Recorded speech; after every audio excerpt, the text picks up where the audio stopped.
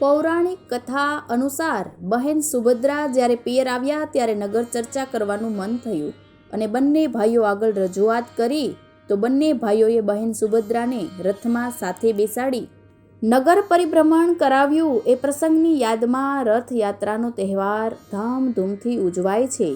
શ્રી જગન્નાથજી મંદિરની વાર્ષિક રથયાત્રા તો આખા વિશ્વમાં પ્રખ્યાત છે.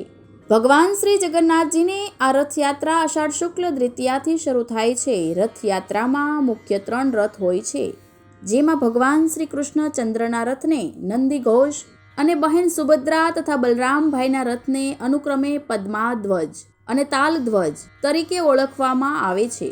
રથયાત્રામાં સૌ પહેલા આગળ મોટા ભાઈ બલરામ, વચ્ચે બહેન સુભદ્રા અને છેલ્લે શ્રી કૃષ્ણના રથની સવારી નીકળે છે.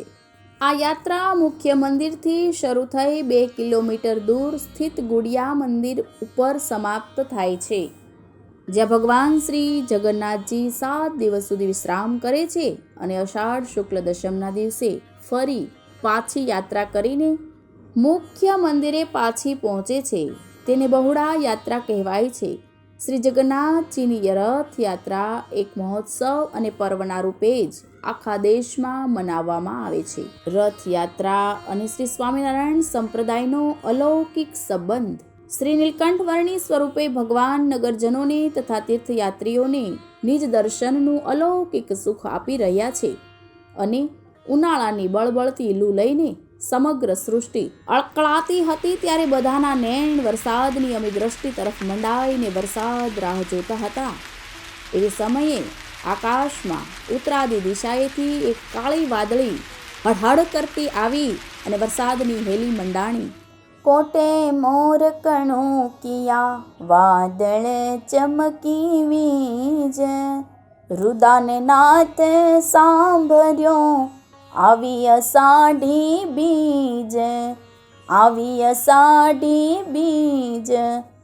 તે સમયે સમગ્ર પૃથ્વી જાણે ચેતન બને અને આ સમયગાળામાં પ્રભુ કેમ ભૂલાય.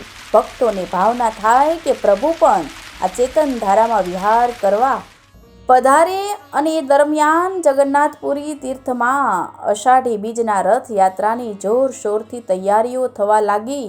આ દરમિયાન જગન્નાથપુરીના રાજા ગજપતિ શ્રી દિવ્યદેવ સિંહે કે જેઓ ભગવાન શ્રી હરિની નાની વયે અપાર જ્ઞાન, તપ, સામર્થ્ય, ઐશ્વર્ય અને ધર્મનિષ્ઠ આદિ ગુણોથી પ્રભાવી હતા, તેમણે શ્રી નીલકંઠવર્ણી પ્રભુને પ્રાર્થના કરી કે આપ પણ આ રથયાત્રામાં ભાગ લો અને રથમાં બિરાજિત થાઓ.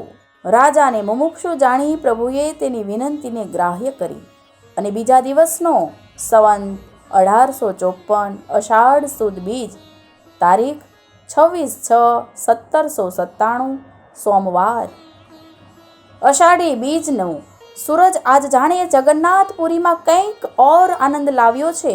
વહેલી પરોઢના જ પૂજારીઓ પ્રભુને નગર વિહાર કરાવવા માટે વિશાળ ચોકમાં લઈ રથમાં વિરાજમાન કર્યા છે.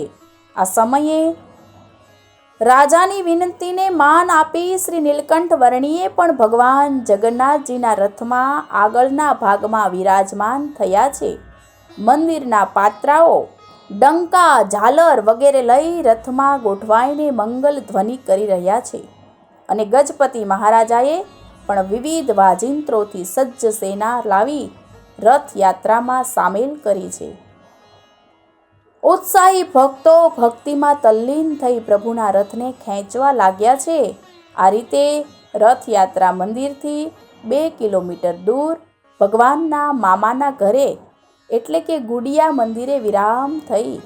ભગવાન શ્રી હરિએ શ્રીમદ સત્સંગી જીવન ગ્રંથમાં પ્રકરણ 4 અધ્યાય 61માં કહ્યા પ્રમાણે આપણા શ્રી સ્વામિનારાયણ સંપ્રદાયમાં રથયાત્રાનો અનેરો ઉત્સવ ધામધૂમથી ઉજવવા આજ્ઞા કરી છે.